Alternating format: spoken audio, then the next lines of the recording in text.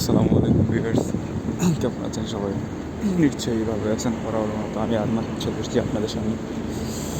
আজকে বলবো ইতালির কিছু সুযোগ সুবিধা, অসুবিধা, সব কিছুই। ইতালি সবারই অনেক পছন্দের তালিকা এক নম্বরে থাকে।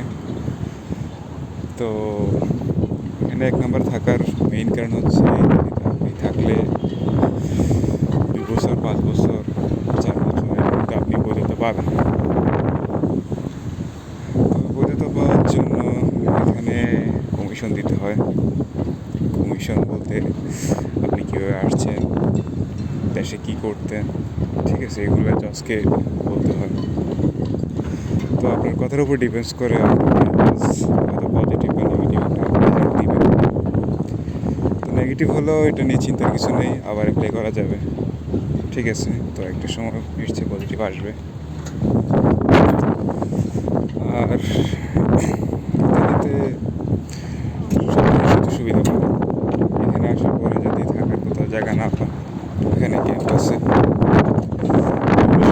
ইতালিতে ক্যাম্পে উঠতে পারবেন। বড় আছে, ঠিক আছে। বড় সাইডগুলোতে আপনি তেরেস্তা তেরাস্তা তারপরে গুরুজিয়া, এই জায়গাগুলো আছে, ওগুলোতে পাবেন।